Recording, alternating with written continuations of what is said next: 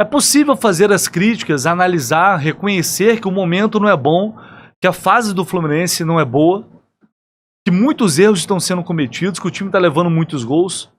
Dá para fazer tudo isso sem dizer, ah, meu Deus, acabou, o Boca Juniors será o campeão da Libertadores. Ou, chega, não dá mais, o Diniz tem que ir embora, não tem como mais ele ser o técnico do Fluminense.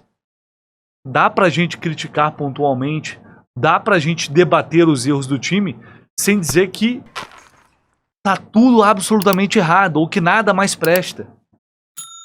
A gente precisa ter um equilíbrio que o time do Fluminense, neste momento, não está tendo. E não adianta tapar o sol com a peneira, gente. Não adianta simplesmente jogar os erros para debaixo do tapete e dizer que não importa o Campeonato Brasileiro. Dane-se o Campeonato Brasileiro, o que importa é o dia 4. Hoje também faz parte da construção do dia 4, assim como tudo que vem sendo feito desde o ano passado. Não dá para chegar no vestiário no Maracanã, no dia da final, virar a chavinha e dizer, pô, vambora galera, hoje todo mundo vai jogar bem, hoje ninguém vai errar, hoje o Fluminense vai massacrar, hoje o time coletivamente vai ser perfeito. Não é assim que funciona o futebol. Esses erros, aliás, esses jogos, eles são importantes, ou deveriam ser importantes, para que o Fluminense possa fazer os ajustes necessários e corrigir esses erros. Mas não vem acontecendo. E por isso, dá para dizer que a situação de momento é preocupante, sem necessariamente ligar o sinal de desespero e dizer que está tudo perdido. O momento é sim preocupante. Pare para pensar, tirando o segundo tempo contra o Corinthians, que foi um jogo atípico, desde quando o Fluminense não faz um jogo bom, convincente? Eu falo para vocês, pelo menos a minha opinião, desde a vitória sobre o Olímpia no Paraguai. De lá para cá, não teve nenhuma atuação que foi, pô, hoje o Fluminense jogou muito bem, dominou o adversário do início ao fim, como é de sua característica, já há muito tempo. Do jogo do Vasco para cá, são 8 jogos, o Fluminense sofreu 16 gols e fez, se eu não me engano, 12. Então, gente, aliás, 10 gols. É muita coisa. Não vencer fora de casa no Campeonato Brasileiro, desde o dia 5 de maio, é muita coisa para um time que é finalista da Libertadores. É muita coisa para um time que até pouco tempo atrás estava brigando no G4, mirando a vice-liderança, e agora está em 9º e se distanciando do pelotão de frente. Não dá para simplesmente ignorar o Campeonato Brasileiro, porque tem uma final para ser jogada e a gente não sabe o que vai acontecer. Tudo isso eu estou falando porque ontem o Fluminense repetiu alguns erros, muito pela qualidade do adversário também, que desde o início foi para marcar a saída de bola do Fluminense, foi para colocar 4 homens espetados na última linha defensiva do Fluminense para dificultar essa saída, e é um time forte fisicamente, jovem, e também bom tecnicamente. O Fluminense não perdeu para qualquer equipe, isso é um fato. Mas o que me deixou mais incomodado, e eu tenho certeza que a vocês também, foi a postura do segundo tempo. Perder jogando, brigando, lutando, mesmo não jogando bem, mas tentando fazer alguma coisa, do meio do primeiro tempo e a partir dos 30 minutos, o Fluminense até tentou fazer alguma coisa, melhorou um pouquinho no jogo. Mas o segundo tempo é inaceitável. Essa postura é inaceitável. O time parecia que estava jogando aquela pelada de fim de ano, pós-feijoada e 10 caixas de cerveja. O Bragantino dominou o jogo sem fazer nenhum esforço. Não queria nem mais jogar, só estava ali controlando. Mas o Fluminense, tamanho era... o Fluminense era tão inofensivo que o Bragantino resolveu jogar de novo a partir dos 20 do segundo tempo e foi criando e criou pelo menos 2 oportunidades. Poderia ter vencido com ainda mais tranquilidade, com um placar mais elástico. Porque o Fluminense não atacava. E aí, o Diniz foi fazendo substituição, tirou os 2 laterais, botou 5, 6, às vezes 7 jogadores lá na frente e não surtiu efeito nenhum. Porque, além de ter sido uma atuação terrível, tecnicamente, horrível, o time não teve uma postura condizente, que é a dessa equipe. Que é uma equipe que briga até o fim, que luta, que acredita. Ontem o Fluminense não foi essa equipe. E é isso que me deixou mais irritado. Porque além da derrota, além do desempenho técnico muito aquém de muitos jogadores e por consequência do coletivo também, a equipe foi completamente... não teve alma. Foi um time irritante de se ver, cara. Foi uma atuação triste, mórbida esse segundo tempo. E aí o Diniz, vou trazer aqui um trecho coletivo do Diniz, que ele fala sobre os pontos que ele acredita terem sido os principais para a derrota e diz uma coisa que é verdade. Que aparentemente ele tinha intenção de fazer uma coisa e os jogadores não executaram dentro de campo. Não teve surpresa, é um time que joga de maneira agressiva aqui. A gente adiantou a marcação, na maioria das vezes que adiantou a marcação no primeiro tempo a gente levou vantagem. Esse foi um lance que o jogador acabou levando a vantagem, o lance do gol totalmente evitável. O lance era fácil de ganhar a primeira bola, depois fácil para fazer a falta no primeiro lance, e a gente acabou cometendo o pênalti. Mas depois a gente começou a encaixar as saídas, no começo do jogo a gente sofreu mais os 10, 15 primeiros minutos, mas não foi por conta disso que você falou, acho que o time estava ainda se encontrando no campo, eles tiveram 2 chances aqui pelo lado esquerdo, as 2 bolas na trave. E depois a gente se encontrou no jogo, começou a jogar melhor, conseguia sair quase todas as bolas pelo chão e tivemos chance até para virar 1-1. No segundo tempo o time voltou pior e com as mexidas também não conseguiu surtir efeito e o Bragantino mereceu ganhar o jogo.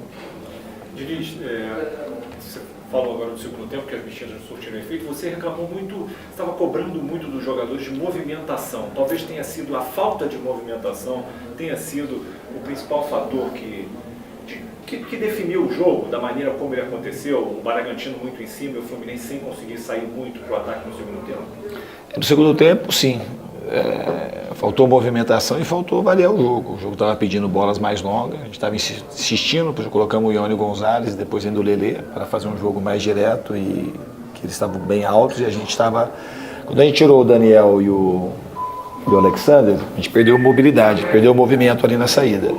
Então ficou um jogo mais, a característica da gente avançar um pouco mais, fazer um jogo um pouco mais direto e a gente continuou fazendo o mesmo jogo que a gente estava fazendo no primeiro tempo. Então esse foi o erro tático que a gente cometeu e facilitou as ações do Bragantino. O Diniz dizendo que a intenção era usar bolas mais longas e realmente o Fluminense não mudou absolutamente nada com as alterações, porque o time continuou jogando exatamente da mesma forma, tentando sair lá de trás contra um time que pressiona, que tem capacidade física, com jogadores jovens, aglomerando os jogadores no mesmo lugar, facilitando o trabalho de marcação do Bragantino.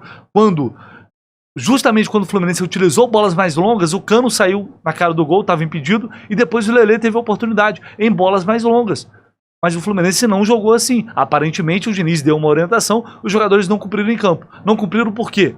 Porque não pareciam estar interessados no jogo. Não pareciam estar com a cabeça ali. É normal pensar no dia 4. É impossível não pensar. Mas não dá para o Fluminense se comportar dessa maneira como se comportou ontem no segundo tempo.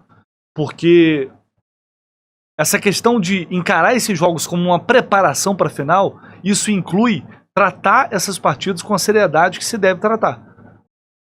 E, enfim, concordo com essa análise que o Diniz fez.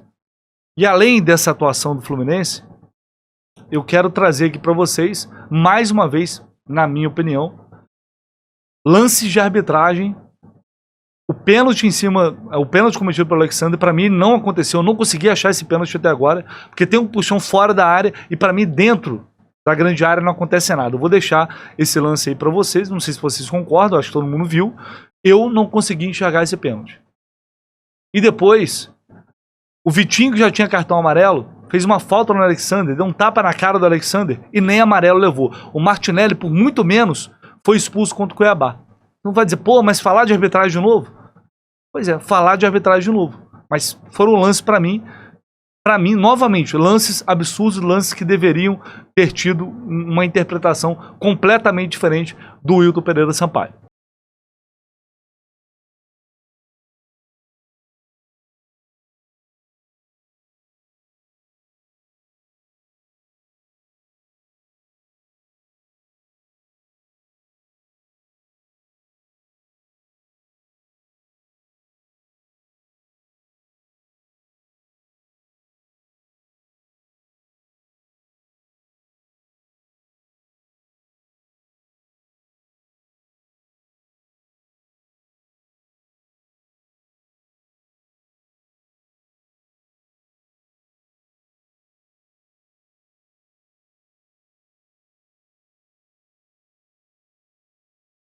né? Candidato a sair. Olha só, depois desse choque aí, ó. Pra mim, um lance que resumiu o que foi esse jogo do Fluminense, principalmente no segundo tempo. Quando o Lelê recebeu uma bola, no último lance do jogo, ele fez isso aí. E tem jogo. Lançamento. Último ataque do jogo. Chega o Fluminense para tentar empatar. Lelê invadiu, preparou, bateu em cima do Real. Observaram a displicência desse lance? Foi assim que o Fluminense jogou o segundo tempo inteiro. Por isso eu tô falando isso, pra mim, não dá pra aceitar. É preocupante, o momento não é bom. Os erros estão acontecendo sistematicamente e estão sendo repetidos. Então o Diniz precisa urgentemente corrigir isso.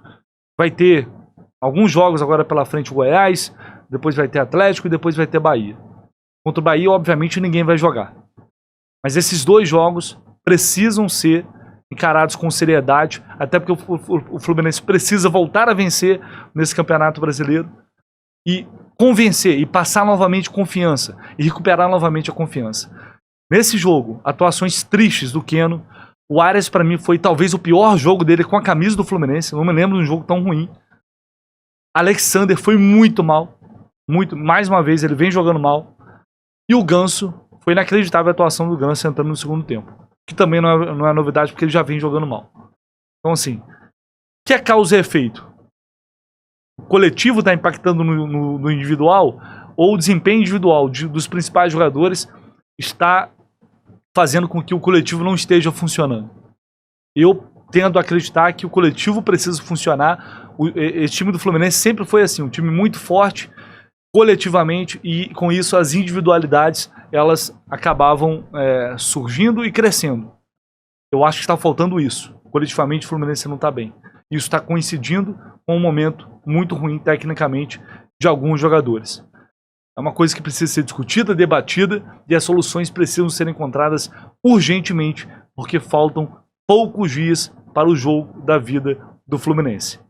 Repito, criticar, pontuar, apontar erros, assim como a gente elogia os acertos e as boas atuações, não significa que está tudo errado e que vai dar tudo errado. Pelo contrário, é reconhecer o que está dando errado agora, trabalhar muito, trabalhar dobrado, triplicado e para corrigir esses erros até o dia 4. Beleza, galera? Se você concorda, se você discorda, deixe seu comentário. Só não esquece daquele like, é muito importante. E se inscreva aí no canal do Lessa. Bora bater 80 mil inscritos aqui o quanto antes. Conto com a ajuda de vocês.